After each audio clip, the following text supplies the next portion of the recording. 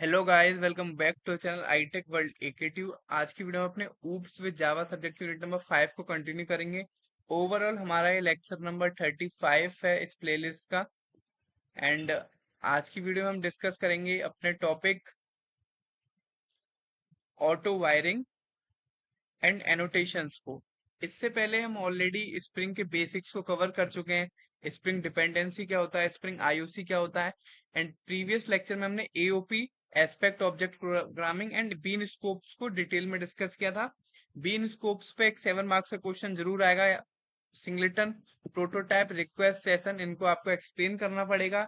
कई बार 2 मार्क्स में application scope पूछ लेगा आपसे, एंड हो सकता है वेब सॉकेट स्कोप पूछ ले। एंड वन मोर थिंग, अगर ये दोनों क्वेश्चन एक साथ पूछेगा तो मर्ज करके 7 मार्क्स में आ सकते हैं। तो इनको भी आप अच्छे से कर लेना। ऑल्दो हमने प्रीवियस लेक्चर में इनका आपको ब्रीफ करा था, बट 7 मार्क्स के पर्सपेक्टिव से आपको ये दोनों अच्छे से करने पड़ेंगे। तो स्टार्ट करते हैं हम अपने next topic, auto wiring in spring. So auto wiring क्या होता है? ऑटो वायरिंग से आप समझ सकते हो ये दो टर्म है। एक तरह से पहला है ऑटो, दूसरा टर्म है wiring. Auto in the sense कोई भी चीज जो ऑटोमेटिक हो रही है। ऑटो वर्ड जो बना है वो भी ऑटोमेटिक से बना है। ऐसी कोई चीज जो अपने आप हो रही है, राइट। तो स्प्रिंग में ऑटो वायरिंग का क्या काम है, तो इसकी टेक्निकल डेफिनेशन पढ़ लेते हैं पहले। Auto wiring in the spring framework can inject dependency automatically. देखो, ऑटो वायरिंग आ रहा तो कुछ ना कुछ काम तो ऑटोमेटिक हो रहा होगा, ठीक है। और जो हमने यूनिट नंबर 5 के पहले ही लेक्चर में डिपेंडेंसीज को पढ़ा था, तो ये ऑटो वायरिंग करता क्या, स्प्रिंग फ्रेमवर्क में उन डिपेंडेंसीज को ऑटोमेटिकली इंजेक्ट कर देता है, ठीक है। डिपेंडेंसी हम ऑलरेडी फर्स्ट लेक्चर में कवर कर चुके हैं क्या होता है। तो ऑटो वायरिंग क्या करता है? ऑटो वायरिंग कुछ नहीं करता, स्प्रिंग फ्रेमवर्क के कोड में डिपेंडेंसी को ऑटोमेटिकली इंजेक्ट कर देता है। क्या, इस कंसेप्ट को क्या बोलते हैं? हम ऑटो वायरिंग बोलते हैं, ठीक है। होपफुली ऑटो वायरिंग क्या होता है आपको इजिली समझ में आ गया होगा। So the spring container detects those dependencies specified in the configuration file and the relationship between the beans। तो हमने आईओसी में अपना स्प्रिंग कंटेनर पढ़ा था। ये आप देख सकते हैं, ये काफी इंपॉर्टेंट है, डायग्राम भी। And IOC inversion end of control में हमने ये जो कंटेनर पढ़ा था, इसका काम बहुत इंपॉर्टेंट है। किसमें? स्प्रिंग में, ठीक है। तो करता क्या है ये कंटेनर? उन डिपेंडेंसीज को डिटेक्ट कर लेता है और कॉन्फ़िगरेशन फाइल में स्पेसिफाई करता है उसका रिलेशनशिप। किसका रिलेशनशिप? बीन्स का रिलेशनशिप, ठीक है। बीन्स क्या होता है हम ऑलरेडी डिस्कस कर चुके हैं। बाकी मैं आपको बता दूं बीन्स क्या होता है। एक ऑब्जेक्ट होता है जो इनिशियलाइज होता है, असेंबल्ड होता है, किसके द्वारा? आईओसी कंटेनर के द्वारा, ठीक है। तो ये जितनी भी टर्म्स हैं एक दूसरे से रिलेटेड हैं। तो आप स्टार्टिंग से यूनिट को अच्छे से नहीं कवर करोगे तो आपको आगे के टॉपिक भी समझ में नहीं आएंगे, ठीक है। तो स्टार्टिंग से फर्स्ट टॉपिक से पूरी यूनिट को अच्छे से कवर करते चलिए, राइट। सो इस कॉन्सेप्ट को हम क्या बोलते हैं? Auto wiring in Spring. To enable auto wiring in the Spring application we should use auto wired annotation. अब एनोटेशन क्या होता है ऑलरेडी इसका ब्रीफ हम थर्ड यूनिट में कवर कर चुके हैं एनोटेशंस का, बट अभी नेक्स्ट टॉपिक भी हमारा एनोटेशन है। तो एनोटेशन को हम डिटेल में भी आपको बताएंगे। अभी के लिए इतना याद रखो, एनोटेशन क्या होता है कि ऑटो वायर्ड का एनोटेशन क्या होता है, बना करके ऑटो वायर्ड लिखना। अब एनोटेशन क्या होता है मैं आपको बता दूं, एक तरह से साइन बताना। लैंग्वेज, साइन लैंग्वेज में बोलते हैं एनोटेशन। फॉर एग्जांपल, जैसे आपने मैकडोनल्ड्स का वो देखा होगा, आपने लोगो, तो उसमें एम बना रहता है, ठीक है। बर्गर वगैरह जो खाने जाते हैं, वो अब क्या है, वो उसकी एक तरह से एनोटेशन है। क्या एनोटेशन है? कि एम बना हुआ है मैकडोनल्ड्स का, तो वो क्या है, मैकडोनल्ड में क्या चीज है, वो उसकी एनोटेशन है, ठीक है। तो जैसे आपने बीएमडब्ल्यू का साइन देखा होगा, ऑडी का साइन देखा होगा, ये 4 रिंग्स होती हैं। मर्सिडीज में कुछ ऐसे होता है। ये सब क्या है? ये उनके एनोटेशंस हैं, ठीक है, लोगोज हैं, ठीक। तो एनोटेशंस भी वही होता है। Auto wiring spring internally use constructor injection and auto-wired application requires fewer line of code comparatively, but at the same time it provides very little flexibility to the programmer। तो auto wiring करता क्या है? Internally constructor injection को use करता है। और अगर हम ऑटो वायरिंग के कॉन्सेप्ट को यूज करेंगे तो हमें लो लाइन ऑफ कोड यानी फ्यूअर लाइन, एलओसी बोलते हैं लाइन ऑफ कोड को। जितनी लाइन हम अपने प्रोग्राम में लिख रहे हैं, तो ऑटो वायरिंग को यूज करके हम कम से कम लाइन लिखनी पड़ेगी, बट साथ ही साथ ये प्रोग्रामर को बहुत कम फ्लेक्सिबिलिटी प्रोवाइड करता है। ठीक है, फ्लेक्सिबिलिटी एक तरह से क्या होती है, इंडिपेंडेंस होती है प्रोग्रामर के लिए। अब बात कर लेते हैं इसके मोड्स की, काफी इंपॉर्टेंट है। अगर 7 मार्क्स में ऑटो वायरिंग आ गया तो आपको मोड्स लिख के ही आने पड़ेंगे। ठीक है, 2 मार्क्स में आएगा तो इतना लिख दोगे, मोर देन इनफ है 2 मार्क्स के परस्पेक्टिव से। बट स्टिल 7 में आया तो आपको मोड्स, एडवांटेज एंड डिसएडवांटेज ये लिखने पड़ेंगे। तो फटाफट से हम इनके मोड्स को पढ़ लेते हैं। मोड्स अगर आप टेबल में पढ़ोगे तो आपको बहुत डिफिकल्ट लगेंगे, कॉम्प्लिकेटेड लगेंगे। मैं आपको इजी वे में समझाऊंगा। मोड्स, पहला मोड होता है नो, मतलब जब हम बाइक चलाते हैं या कार चलाते हैं तो उसमें एक गियर होता है, क्या होता है, एन। एन माने न्यूट्रल, न्यूट्रल माने इसमें कोई भी अभी गियर डला हुआ नहीं है बाइक में या फिर कार में, तो एक तरह से न्यूट्रल है। ठीक है, सिमिलरली इसमें क्या है, नो मान मतलब this mode tells the framework that auto wiring is not suppose to be done, मतलब फ्रेमवर्क में अभी ऑटो वायरिंग नहीं हो रही है, ये एक डिफॉल्ट मोड है जो स्प्रिंग यूज करता है। ठीक है, ये बात समझ गए। नो माने इसमें अभी कोई भी ऑटो वायरिंग नहीं हो रखी। बाई नेम माने, बाई नेम से हम समझ सकते हो, it uses the name of the bean for injecting dependency. ये करता क्या है, जो बीन हमने क्रिएट किया उसके इंस्टांस किया, फिर उस बीन के नेम को यूज करेगा किस लिए, डिपेंडेंस, डिपेंडेंसीज को इंजेक्ट करने के लिए, राइट। थर्ड क्या है, बाई टाइप, ये उस बीन के टाइप के नेम को यूज करेगा। फॉर एग्जांपल सिंगलेटन है, प्रोटोटाइप है, रिक्वेस्ट है, सेशन है, सब ये जो टाइप्स है ये हम डिटेल में ऑलरेडी कवर कर चुके हैं बीन स्कोप के टॉपिक में। सिंगलेटन स्कोप क्या होता है, प्रोटोटाइप्स, रिक्वेस्ट, सेशन, ऑल दो अगर आप चाहो तो इनको और डिटेल में कवर कर सकते हो। ठीक है, मैंने इसकी टेबल भी आपको इसलिए बता दी, ये भी टेबल काफी इंपॉर्टेंट है, ओवरऑल इसका आइडिया दे रही है। नेक्स्ट मोड क्या है, कंस्ट्रक्टर मोड। कंस्ट्रक्टर मोड क्या करता है, it inject the required dependency by invoking the constructor. ये डिपेंडेंसीज को इंजेक्ट करता है कैसे, कंस्ट्रक्टर को इन्वोक करके। अब कंस्ट्रक्टर क्या होता है बिल्कुल नहीं भूलना, हमने फर्स्ट यूनिट में पढ़ा था कि कंस्ट्रक्टर ऑब्जेक्ट को इनिशियलाइज करता है। ठीक है, एंड लास्ट इसका मोड क्या, auto detect. Auto detect mode uses two other, मतलब ऑटो डिटेक्ट के एक तरह से ऑटो डिटेक्शन मोड पे लग जाता है। ठीक है, ये आप समझ गए। अब बात कर लेते हैं इसके एडवांटेज की। ऑटो वायरिंग का एडवांटेज मैं आपको बताऊं, सबसे पहला एडवांटेज है फ्यूअर लाइन ऑफ कोड, जो हमने इसकी डेफिनेशन में ही पढ़ा। इसमें लिखा हुआ it requires the less code because we don't need to write the code to inject the dependency explicitly. ठीक है, ये करता क्या है, इसमें हम कम लाइन की कोड लिखने पड़ते हैं, क्यों, क्योंकि हमें इसमें कोई भी कोड नहीं लिखना पड़ता। क्यों, डिपेंडेंसीज को इंजेक्ट करने के लिए एक्सप्लिसिटली, यानी प्रोग्रामर को इसमें कोई ज्यादा मेहनत करनी नहीं पड़ती, सारा काम ऑटोमेटिकली हो जाता है। देखो इसका नाम ही आप समझो, ऑटो वायरिंग, जो डिपेंडेंसी इंजेक्ट हो रही है स्प्रिंग में वो ऑटोमेटिक हो रही है, तो इसलिए हमें कोड लिखना नहीं पड़ेगा। बट वहीं इसका डिसएडवांटेज क्या है, ये देखो, it provide very little flexibility. Little flexibility मतलब बहुत कम इंडिपेंडेंसी देता है, यानी कि कोई प्रोग्रामर को कोई भी ज्यादा कंट्रोल ही प्रोवाइड नहीं करता। तो सिमिलरली इसमें डिसएडवांटेज क्या लिखा, नो कंट्रोल ऑफ प्रोग्रामर। ठीक है, इस ऑटो वायरिंग में जब भी डिपेंडेंसीज को इंजेक्ट करना होता है स्प्रिंग फ्रेमवर्क में, तो प्रोग्रामर का ज्यादा कंट्रोल उसमें नहीं रहता, क्योंकि ऑब्वियसली जो है ऑटोमेटिक मोड पे लगी हुई है चीजें। ठीक है, तो होपफुली ऑटो वायरिंग्स क्या होता है आपको समझ में आ गया होगा। अब मूव करते हैं अपने नेक्स्ट टॉपिक, एनोटेशंस पे। ये भी इंपॉर्टेंट टॉपिक है, 2 मार्क्स से पर्सपेक्टिव से आ सकता है, स्टिल अगर 7 मार्क्स से पर्सपेक्टिव से आया तो हमने इसमें सारी रिलेटेड चीजें एनोटेशंस की कवर करी हैं। ठीक है, अब मैं आपको बताऊं, एनोटेशन से पहले एक चीज पढ़ी थी हमने अपनी सेकंड यूनिट में, मेटा डेटा। अगर आप भूल गए हो कोई दिक्कत नहीं है, मेटा डेटा मैं आपको दोबारा याद दिला दूंगा, मेटा डेटा होता क्या है। ठीक है, ये हमने अपने साइबर सिक्योरिटी में ही पढ़ा था, मेटा डेटा क्या होता है। ऑपरेटिंग सिस्टम में भी आपको इसका काम पड़ेगा, तो ये काफी इंपॉर्टेंट टर्म है, इसलिए मैं आपको क्लियर कर देता हूँ। ऑल दो आपसे पूछेगा नहीं कि मेटा डेटा क्या होता है एग्जाम में, बट आपको पता होना चाहिए। अब मैं आपको एक एग्जांपल से बताऊं, जैसे हमने अपने फोन में, फॉर एग्जांपल मेरे पास सैमसंग का फोन है S23। ठीक है, अब सैमसंग का S23 फोन है, उसमें 3 कैमरे हैं यहाँ पे। अब मैंने उससे एक फोटो खींचा, फोटो क्लिक किया, एक वीडियो बनाई। ठीक है, अब जब मैं उसकी गैलरी खोलूंगा S23 फोन की, फोन को अनलॉक करके उसकी गैलरी खोलूंगा, उस गैलरी में जाके बहुत सारे फोटोज खुल जाएंगे। ठीक है, बहुत सारे फोटोज खुल रहे हैं। अब उस फोटोज में से कोई एक फोटो खोलूंगा। ठीक है, उस गैलरी में से एक फोटो खोल दिया मैंने। अब उसकी फोटो की डिटेल में जाऊंगा, जो फोटो हो गया वो हमारा क्या हुआ, डेटा। कोई भी रॉ फोटो, कोई भी रॉ इमेज, कोई भी रॉ टेक्स्ट वो क्या हो गया हमारा डेटा।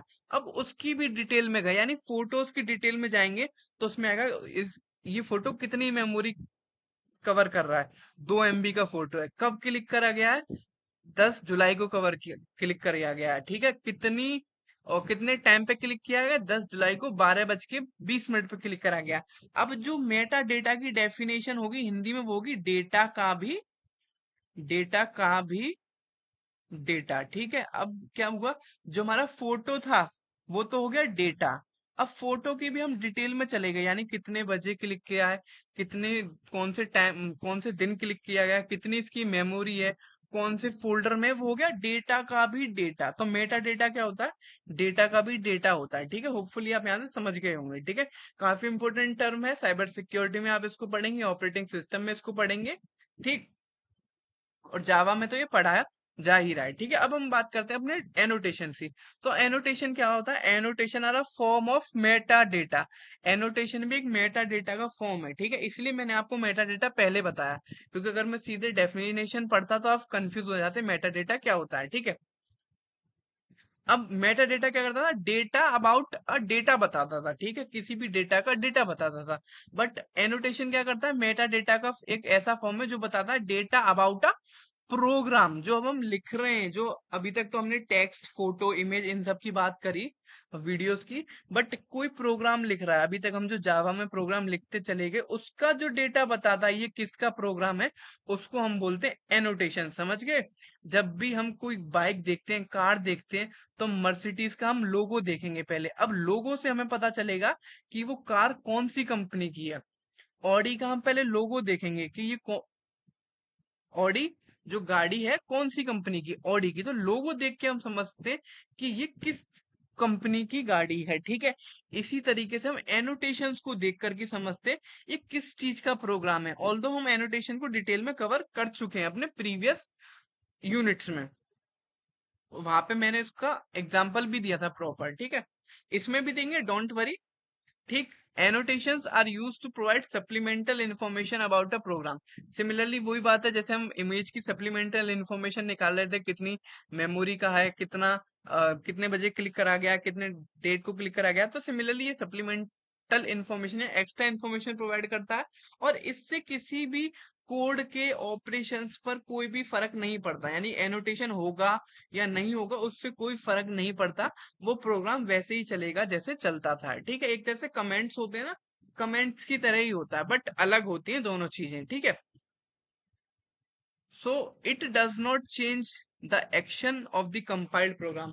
ये काफी इंपॉर्टेंट चीज है, जो प्रोग्राम हमने कंपाइल किया है वो बिना एनोटेशन के भी वही काम करेगा। फॉर एग्जाम्पल हमने एक प्रोग्राम बनाया है जिसमें दो नंबर्स का सम है a+b का, तो अगर हमने एनोटेशन लगा दी, क्या लगा दी, @sum, तो भी ये 1+2 3 देगा, और एनोटेशंस नहीं लगाई तब भी ये 1+2 3 देगा। यानी इसके फंक्शनलिटी पर, इसकी एक्शंस पर कोई फर्क नहीं पड़ेगा। ठीक है, so here we are going to discuss what are the main types of annotation that are available in the Spring Framework.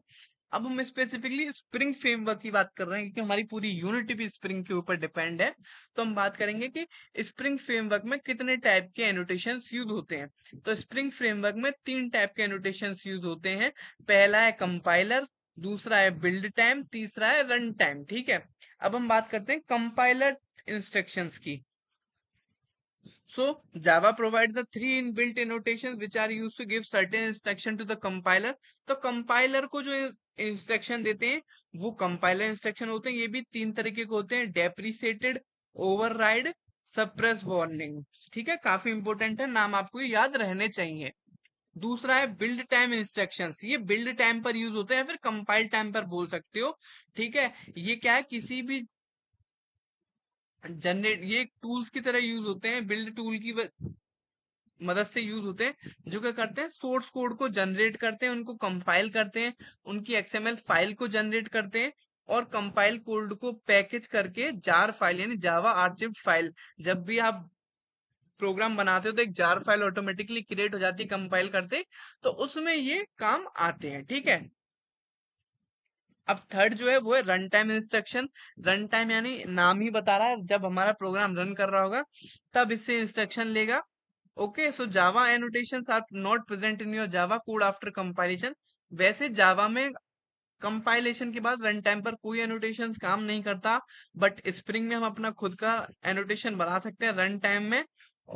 ठीक, and these annotation can be access using Java reflection. तो hopefully use of Java annotations आपको समझ में आ गए होंगे। अब इनके हम थोड़े से बेसिक्स की बात कर लेते हैं। पहला क्या है कि इसको लिखते कैसे हैं, ठीक है। तो जावा का एनोटेशन है हमेशा एट द रेट से स्टार्ट होगा, उसके बाद हम एनोटेशन का नाम बोलेंगे, ठीक है। तो सिंबल क्या हो गया, एट द रेट। कहीं भी एट द रेट आ जाए तो समझ जाओ ये क्या है, एनोटेशन। और कहीं भी हैश आ जाए तो ये क्या है, कमेंट, ठीक है। बाकी ये जो चीजें हैं कमेंट और हैश, ये सब किस पर डिपेंड करता है, ये लैंग्वेज टू लैंग्वेज डिपेंड करता है। अभी के लिए आप इतना याद रखो, एट द रेट आ जाए तो ये एनोटेशन है, और सिंबल आ गया एट द रेट, यहाँ पे एनोटेशन है। उसके बाद एनोटेशन का नाम, हम एनोटेशन का नाम कुछ भी रख सकते हैं अपनी इच्छा से। फॉर एग्जाम्पल यहाँ पे मैंने लिखा, कोई नाम लिख देता हूं मैं, फॉर एग्जाम्पल इंटेल, ठीक है। तो ये हो गया हमारा एक एनोटेशन, हम नाम उसका कुछ भी रख सकते हैं। सिमिलरली ये एग्जाम्पल है एट द रेट, पहले सिंबल आएगा फिर एनोटेशन का नाम आएगा, ये है इसका सिंटेक्स। एग्जाम्पल क्या है, at the rate entity, at the rate Intel, ये हो गया इसका सिंटेक्स, ठीक है। तो काफी इजी है, बिल्कुल कॉम्प्लिकेटेड नहीं करना आपको।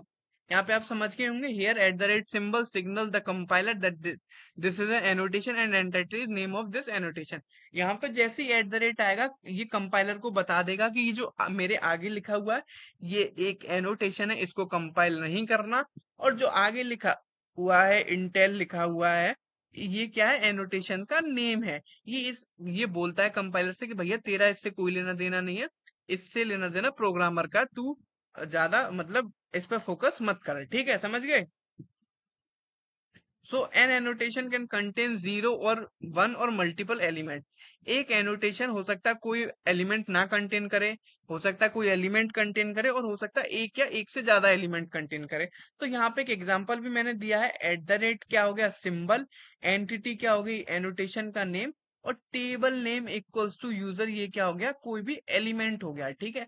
इससे कंपाइलर को, फिर से मैं बोल रहा हूँ, कोई फर्क नहीं पड़ेगा, ये जो कोड है ये रन नहीं करेगा, ठीक है। ये बस हमारी समझ के लिए कि हमने एक एनोटेशन बनाया एट द रेट से सिंबल, एंटिटी उसका नाम है, और हमने टेबल कौन सी यूज करी है, यूजर नेम से। तो ये हमारे लिए एनोटेशन है, हम प्रोग्राम को देख करके याद कर लें ये किस लिए हमने बनाया था, ठीक है।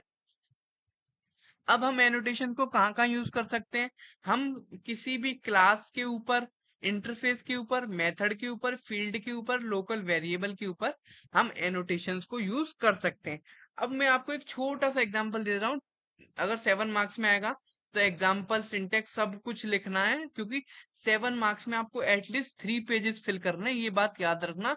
जिसमें से heading, definition, type, table, syntax, example, code, सब कुछ, फिगर डायग्राम, सब कुछ आएगा 3 मार्क्स में, तब जाके पेज भरेंगे, ठीक है। क्योंकि इक्टिव में पेज भर के काफी अच्छे मार्क्स मिलते हैं। ऐसा नहीं कि आप कुछ भी लिखे आओगे, बट रिलीवेंट लिखोगे तो मार्क्स आपको अच्छे ग्रेड मिलेंगे, right. So here is the example, यहाँ पे हमने एट द रेट सिंबल बनाया, एंटिटी एनोटेशन का नाम लिखा, पब्लिक एक्सेस मॉडिफायर है, क्लास, क्लास का सिंबल है, ये क्लास का कीवर्ड है, यूजर्स क्लास का नेम है, फिर हमने क्लास को स्टार्ट किया, यहाँ पे हम अपना पूरा कुछ भी प्रोग्राम लिख रहे हैं, क्लास को बंद कर रहे हैं। तो ये किसका एग्जाम्पल हुआ, एक तरह से एनोटेशंस का एग्जाम्पल हुआ, ठीक है। तो होपफुली आपको एनोटेशन टॉपिक क्लियर हो गया होगा। आज की वीडियो में सिर्फ इतना ही, नेक्स्ट टॉपिक हम कवर करेंगे अपने नेक्स्ट लेक्चर्स में। तब तक के लिए इस वीडियो को लाइक करना ना भूलें, एंड चैनल को सब्सक्राइब जरूर करें। स्टिल कोई डाउट हो ऊप्स विद जावा में तो कमेंट बॉक्स में कमेंट कर सकते हैं, नोट्स आपको इसके डिस्क्रिप्शन बॉक्स में मिल जाएंगे। एंड वीडियो को अपने दोस्तों के साथ शेयर जरूर करें। Thank you so much.